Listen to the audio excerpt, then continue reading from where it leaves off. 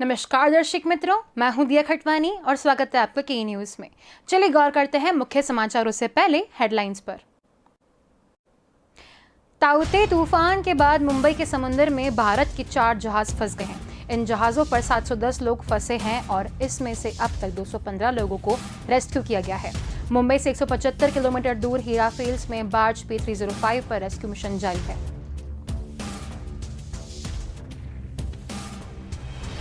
प्रधानमंत्री नरेंद्र मोदी ने मंगलवार को देश में कोरोना की ताज़ा स्थिति पर चर्चा करने के लिए जिलाधिकारियों से बात की। प्रधानमंत्री मोदी ने 8 राज्यों और 2 केंद्र शासित प्रदेशों के जिलाधिकारियों से सीधा संवाद किया। देश में कोरोना की दूसरी लहर के दौरान ऑक्सीजन, आईसीयू बेड और वैक्सीनेशन की कमी को लेकर कई मामले सामने आए हैं। इन खबरों को आधार बनाते हुए कांग्रेस लगातार प्रधानमंत्री मोदी और केंद्र सरकार पर हमलावर हो रही है। मुंबई के पूर्व पुलिस कमिश्नर परमबीर की याचिका पर मंगलवार को सुप्रीम कोर्ट में सुनवाई नहीं हो सकी। बेंच के जस्टिस BR गवाई ने खुद को सुनवाई से अलग कर लिया, जिसके बाद सुनवाई टाल दी गई। उत्तर प्रदेश के मुजफ्फरनगर जनपद में केंद्रीय राज्य मंत्री डॉक्टर संजीव बालियान के तहरे भाई जितेंद्र बलियान की कोरोना संक्रमण से मौत हो गई। जितेंद्र बलियान हाल ही में कुटबी गांव से ग्राम प्रधान निर्वाचित हुए थे। चलिए गौर करते हैं अब मुख्य समाचारों पर। ताउते तूफान के बाद मुंबई के समुद्र में भारत का 4 जहाज फंस गए हैं। इन जहाजों पर 710 लोग फंसे हुए हैं। इनमें से अब तक 215 लोगों को रेस्क्यू किया गया है। मुंबई से 175 किलोमीटर दूर हीरा फील्ड्स में बार्ज P305 पर रेस्क्यू मिशन जारी है। इस पर सबसे ज्यादा 273 लोग सवार थे। इनमें से 177 को रेस्क्यू किया गया है। बार्ज P305 के रेस्क्यू ने INS कोलकाता और INS कोची जुटे हुए हैं। अगले कुछ घंटों में सभी लोगों को सुरक्षित निकाल लिए जाने की संभावना है। इनके अलावा बार्जगाल कंस्ट्रक्टर पर 137 सवार थे। इनमें से 38 को रेस्क्यू किया गया था। 2 जहाजों तक मदद पहुंच रही है। नेवी के प्रवक्ता मेहुल कर्णिक ने बताया कि बार्ज P305 पर रेस्क्यू का काम तेजी से चल रहा है और जल्दी ही सभी लोगों को सुरक्षित निकाल लिया जाएगा। बार्जगाल कंस्ट्रक्टर पर 137 लोग फंसे हैं। ये कोलबा पॉइंट से 48 नॉटिकल मील दूर उत्तर की ओर फंसा है। यह बचाव के लिए इमरजेंसी नौका वाटर लिली भेजी गई है। इसके अलावा CGS सम्राट भी यहां मदद के लिए पहुंच रहे हैं। इस पर अब तक 38 लोग से बचाया गया है। सागर भूषण पर 101 लोग फंसे हुए हैं और बार्ज SS3 पर 196 लोग फंसे हुए हैं। ये दोनों जहाज पिटाव से 50 नॉटिकल मील दक्षिण पूर्व से फंसे हुए हैं। इनमें मदद पहुंचाई जा रही है।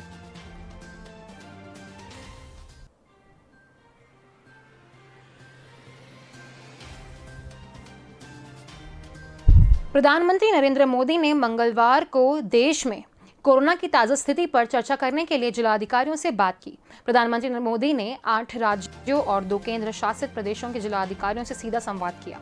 PM मोदी ने जिलाधिकारियों को संबोधित करते हुए कहा कि आप ही इस युद्ध के विंग कमांडर हैं। इसके अलावा प्रधानमंत्री मोदी ने कोरोना के खिलाफ इस्तेमाल होने वाले हथियारों के बारे में भी जानकारी दी और कालाबाजारी करने वाले लोगों पर सख्ती करने को कहा।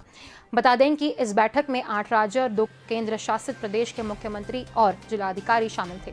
प्रधानमंत्री कार्यकाल में मुताबिक बैठक में कर्नाटक, बिहार, असम, चंडीगढ़, तमिलनाडु, उत्तराखंड, मध्य प्रदेश, गोवा, हिमाचल प्रदेश और दिल्ली के अधिकारी हिस्सा ले रहे हैं। इसके अलावा PM मोदी ने कहा कि हमारे देश में जितने जिले हैं उतनी ही अलग अलग चुनौतियां भी है। आप अपने जिले की चुनौतियों को अच्छे से समझते हैं, इसलिए जब आपका जिला जीतता है तो देश ही जीतता है। आपका जिला कोरोना से हारता है तो देश कोरोना को हराता है। प्रधानमंत्री मोदी ने सबसे संबोधन से बताया कि वायरस से लड़ने के खिलाफ हमारे हथियार हैं local containment zone, aggressive testing और लोगों तक सही और पूरी जानकारी। PM मोदी ने कहा कि अस्पताल में कितने बेड उपलब्ध हैं, यहाँ उपलब्ध है। ये जानकारी आसानी से उपलब्ध होने पर लोगों को सहूलियत बढ़ती है। PM मोदी ने जिलाधिकारियों से कहा कि अगर आपको लगता है कि सरकार की ओर से बनाई गई पॉलिसी में जिला स्तर पर इनोवेशन की जरूरत है तो मैं आपको खुली छूट देता हूँ। आप इनोवेशन करिए। अगर आपको लगता है कि इन इनोवेशन से देश और राज्यों को कोई भी फायदा होगा तो सरकार इन तक इन्हें पहुँचाएगी।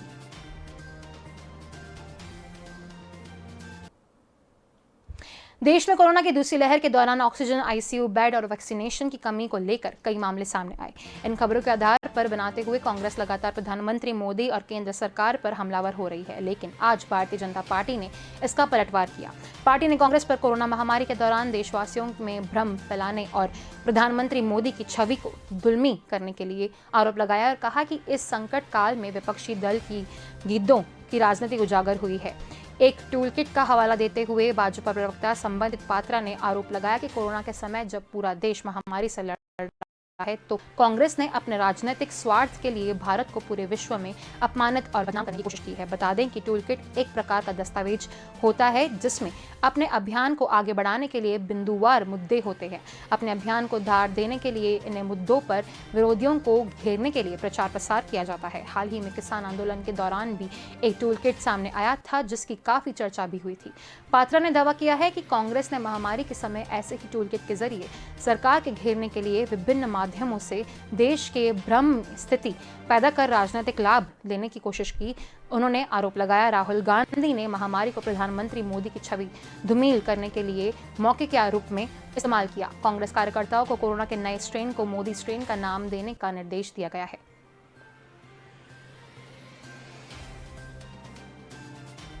मुंबई के पूर्व पुलिस कमिश्नर परमबीर की याचिका पर मंगलवार को सुप्रीम कोर्ट में सुनवाई हुई। बेंच के जस्टिस बीआर गवाई के खुद को सुनवाई से अलग कर लिया, जिसके बाद सुनवाई टाल दी गई। सुप्रीम कोर्ट में मंगलवार को मुंबई के पूर्व पुलिस आयुक्त परमबीर सिंह की उनके मामलों की जांच महाराष्ट्र से बाहर कराने के अनुरोध वाली याचिका पर सुनवाई होनी थी, लेकिन जस्टिस बीआर गवाई ने बेंच से खुद को अलग कर लिया।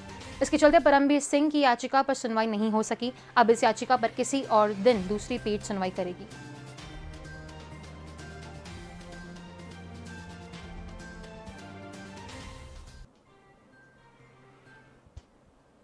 उत्तर प्रदेश के मुजफ्फरनगर जनपद में केंद्रीय राज्य मंत्री डॉक्टर रणजीत बलियान के तहेरे भाई जितेंद्र बलियान की कोरोना संक्रमण से मौत हो गई। जितेंद्र बलियान हाल ही में कुटबी गांव से ग्राम प्रधान निर्वाचन हुए थे। बताया गया है कि पंचायत चुनाव के दौरान वह और उसे भाई राहुल बलियान संक्रमित हो गए थे। दोनों का उपचार दृष्टिकोण एम्स में चल रहा है। आज सुबह एम्स में जितेंद्र बलियान की मृत्यु हो गई। राहुल बलियान वेंटिलेटर पर हैं और उसकी हालत गंभीर बनी हुई है। फिलहाल राहुल का यही पर इलाज चल रहा है। ग्राम प्रधान जितेंद्र बलियान का दाह संस्कार गांव में किया जाएगा।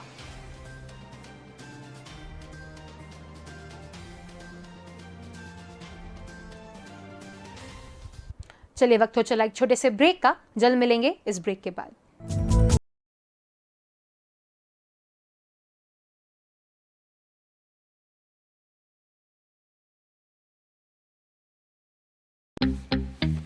आज तो सब चमका दिया मैंने। वाह क्या बात है। Vadilal gourmet American nuts.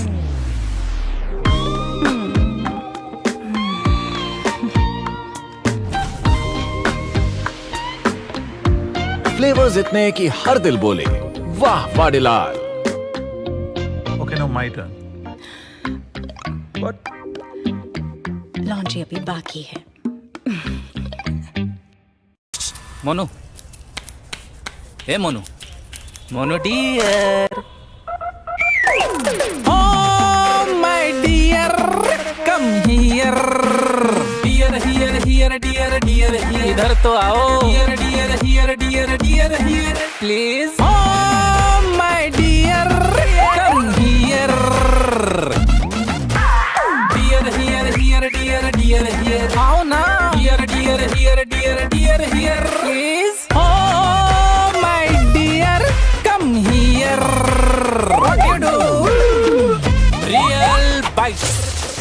ये बुलाता है।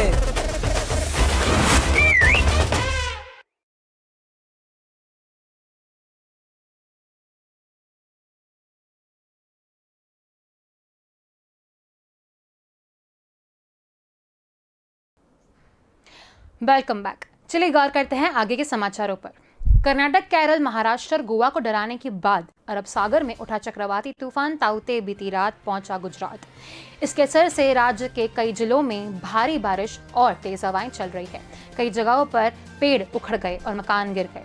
रात की बात करें तो करीब 12 घंटे बाद अब तूफान कमजोर पड़ गया है। गुजरात के मुख्यमंत्री विजय रूपाणी ने बताया कि तूफान की वजह से राज्य में 3 लोगों की मौत हो चुकी है। तेज हवाओं की वजह से 40,000 पेड़ गिर गए और 16,500 कच्चे मकानों का नुकसान हुआ है।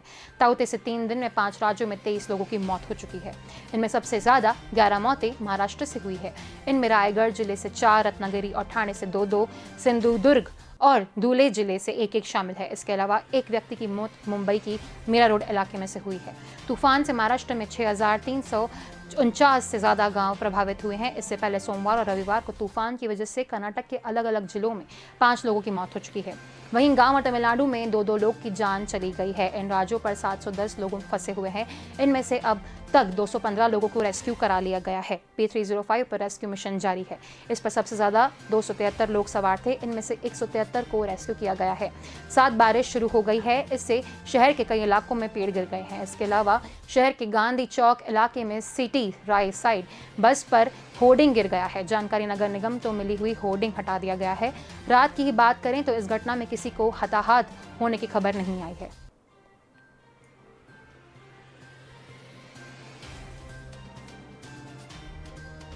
कोरोना महामारी से निपटने के लिए नए नए प्रयोग हो रहे हैं। बाजार में बढ़ती हुई रेमडेसिविर इंजेक्शन की डिमांड को देखते हुए अब लिक्विड रूप में आ गया है। वहीं इंजेक्शन को ले जाने के लिए मोबाइल फ्रीज भी आ गया है। वैक्सीन अब से संचालक मनोज राय ने बताया कि वर्तमान में रेमडेसिविर इंजेक्शन बनाने वाली देश भर की 5 जानी मानी कंपनियों में से 4 कंपनियों ने अपने इंजेक्शन को लिक्विड फॉर्म में उतार दिया है। सिप्ला, हेट्रो, डॉक्टर रेड्डी और कैडिला ये 4 कंपनियों के इंजेक्शन बाजार में लिक्विड फॉर्म में उपलब्ध हैं। वहीं जुबिलेंट फार्मा द्वारा अभी तक इंजेक्शन के पाउडर फॉर्म में ही बाजार में दिया जा रहा है। जहां वैक्सीनेशन के लिए इन इंजेक्शन को लाने और ले जाने में काफी दिक्कतें सामने आ रही है, वहीं मध्य प्रदेश के पहला मोबाइल फ्रीज इंदौर में आ गया है। कीमत लगभग 39,000 रुपए बताई जा रही है। फ्रीज की विशेषता यह है कि वह 1 घंटे चार्ज करने पर 18 घंटे तक ठंडा रहता है। इसमें 200 वैक्सीन रखा जा सकता है। यह फ्रीज अंदर से 2 से 8 डिग्री तक तापमान में रहता है। 120 लीटर इस फ्रीज की क्षमता है।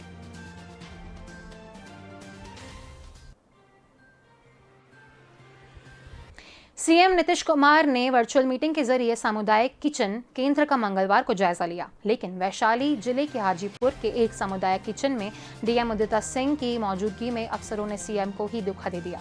मुख्यमंत्री को खुश करने के लिए अफसरों ने लोगों से झूठ बुलवाया। वीडियो से साफ दिख रहा है कि सामुदायिक किचन में भोजन कर रहे लोगों को मैनेज किया जा रहा है। उन्हें बताया जा रहा है वीडियो कॉन्फ्रेंसिंग के मुख्यमंत्री नीतीश कुमार को क्या कहना है। डीएम उदिता सिंह वहीं मौजूद रहीं और उनके अफसरों लोगों को झूठ बोलने की ट्रेनिंग देते रहे। सीएम के कॉन्फ्रेंस से पहले उन्हें बताया गया कि हर सवाल में ऑल इज वेल बताना है। सीएम के वीडियो कॉन्फ्रेंसिंग के लोगों ने वही बात कही जो अफसरों ने बताई थी। डीएम के अलावा जिले के तमाम अफसर केंद्र पर मौजूद रहे। सामुदायिक किचन केंद्र को पूरी तरह से कचाकच किया गया है। बैनर पोस्टर लगाया गया है। केंद्र की पूरी तरह से सफाई की गई है। कुछ लोगों को भोजन के लिए बुलाया भी गया। CM Nitish Kumar ground report जानना चाहते हैं, लेकिन उन्हें तो अधिकारियों की ओर से मैनेज की गई रिपोर्ट मिलती है। भोजन करने आए कुछ लोगों से मुख्यमंत्री नीतीश कुमार ने सवाल किए, लेकिन जवाब तो पहले से ही अधिकारियों ने सेट कर दिए थे। लोगों ने वही जवाब दिया जो उन्हें बताया गया था। सामुदायिक किचन के लिए जरिए गरीबों असहायों को भोजन करार सरकार का लक्ष्य है। कोरोना काल में कोई भूखा नहीं रहे। लॉकडाउन के दौरान सामुदायिक किचन चल रहे हैं।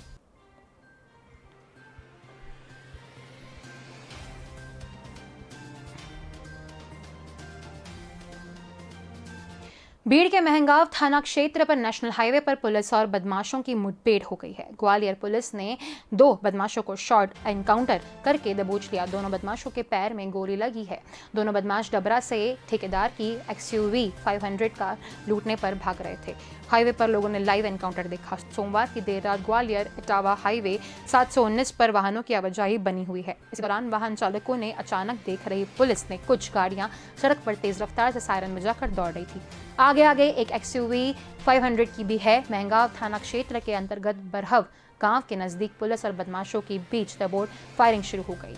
आरोपियों ने चारों ओर से घेर देखा तो सड़क पर गाड़ी को छोड़कर भागना शुरू कर दिया। भागते समय आरोपी हाईवे पर फायर करते रहे।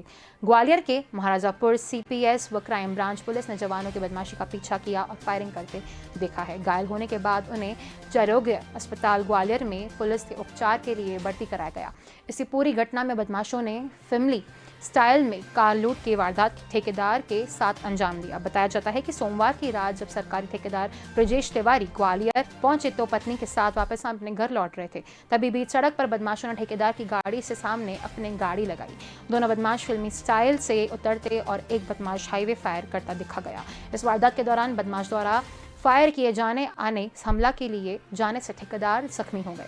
यह घटना और बदमाशों ने कुछ ही मिनट में अंजाम दिया है। इस वारदात में और भी बदमाश शामिल होने की बात सामने आ रही है, लेकिन अब तक इस बात की पुष्टि नहीं हो सकी है।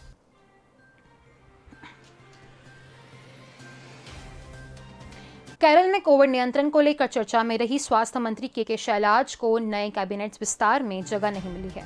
इतना ही नहीं, केरल में किसी भी पुराने मंत्री को कैबिनेट विस्तार में जगह नहीं मिली है। सिर्फ मुख्यमंत्री पी विजयन ही पुराने चेहरे के तौर पर अपना कार्यभार जारी रखेंगे। हालांकि पार्टी के इस फैसले के बाद कई राजनीतिक सवाल खड़े हो रहे हैं, लेकिन पार्टी ने साफ कर दिया है नए चेहरों को मौका देने के लिए यह फैसला लिया गया है। सीपीआई राज्य समिति ने पिनराई विजयन को संसदीय दल का नेता और मुख्यमंत्री नियुक्त किया है।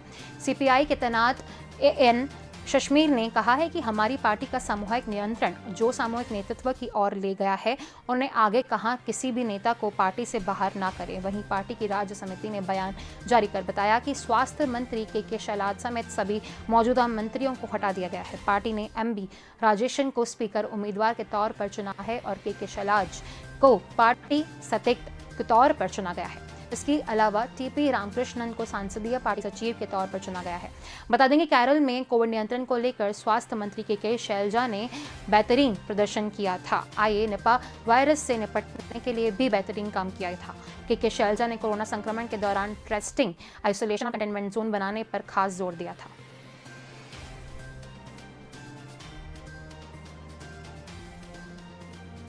चक्रवाती तूफान ताउते महाराष्ट्र में भारी तबाही मचाकर आगे बढ़ गया। इससे 6,349 से ज्यादा गांव प्रभावित हुए हैं।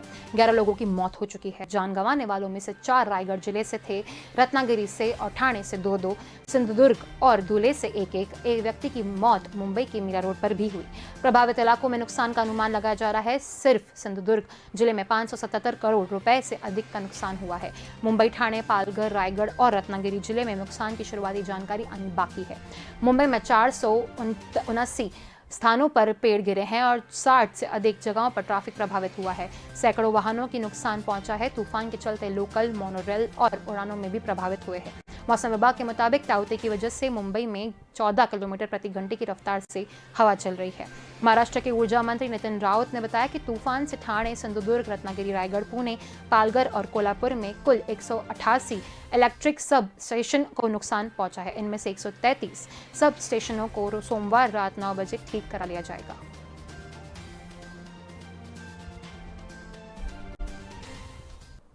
मध्य प्रदेश के पूर्व वन मंत्री और गंदवानी से कांग्रेस विधायक उमंग सिंघार और उनकी गर्लफ्रेंड सोनिया भारद्वाज के बीच सब कुछ ठीक नहीं चल रहा है। सोनिया लगातार मानसिक यातना झेल रही है। इसका खुलासा सोनिया के फोन के व्हाट्सएप चैट के दौरान भेजे गए मैसेज में हुआ है।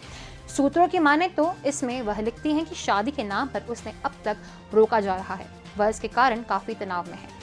इसी तरह के कई और चैट मिलने का दावा पुलिस ने किया है। हालांकि पुलिस इसको लेकर कोई आधिकारिक जानकारी नहीं दे रही है, लेकिन पुलिस ने जिस तरह से महज 30 घंटे के अंदर ही विधायक उमंग सिंघार को इस मामले में आत्महत्या के लिए उकसाने का आरोपी बताया है, उसे देखते हुए लगता है कि पुलिस के पास इस केस में कई महत्वपूर्ण सबूत हाथ लगे।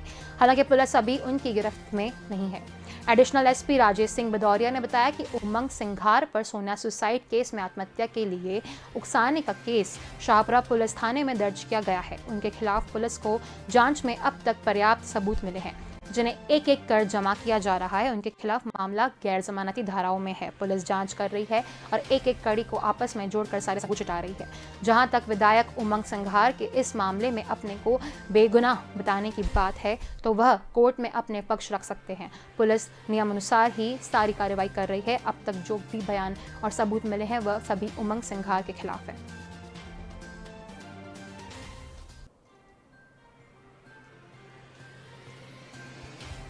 अरब सागर से उठे चक्रवात तूफान ताउते के चलते अजमेर में सुबह से रिमझिम बरसात की झड़ लगी पड़ी है। वैशाख माह में सावन सा नजारा देखने को मिल रहा है। बादल छाए हैं और मौसम में ठंडक बनी है। बीते दिनों से पेड़ रही गर्मी से राहत मिली और सुबह 7 बजे शहर का तापमान 23 डिग्री दर्ज किया गया है। सुबह 11 बजे 22 डिग्री तापमान दर्ज किया गया। तूफान ताउते के असर के चलते सोमवार को पूरे दिन सुबह से ही बादलों ने सूर्य को अपनी ओट में लिया हुआ है। इस कारण कभी बादलों के छाए रहने तो कभी धूप के खिलने का क्रम जारी है। शाम को बादल में घने और गए मगर तूफान और बारिश की स्थिति नहीं बनी। देर रात रिमझिम हुई। सुबह 4 बजे से ही यह दौरान नियमित चल रहा है। इसमें मौसम सुहावना हो गया है। इस दौरान ठंडी हवाएं भी चलती रहती है। मौसम में गर्मी से लोगों को राहत मिली। अजमेर सहित जिले के कई हिस्सों में रिमझिम चल रहा है। मौसम विभाग केंद्र जयपुर के डायरेक्टर RS शर्मा के अनुसार 18 और 19 मई को ताउते का सबसे ज्यादा असर देखने को मिलेगा। जोधपुर संभाग के बाड़मेर, जालोर, जैसलमेर, जोधपुर तथा आसपास के जिलों में कहीं बारिश होने की संभावना है। इसके अलावा नागौर, बीकानेर, चूरू, अजमेर, सिरोही, जयपुर, भरतपुर संभाग और आसपास के जिलों में कहीं माध्यम तो नहीं बारिश होने का संभावना है।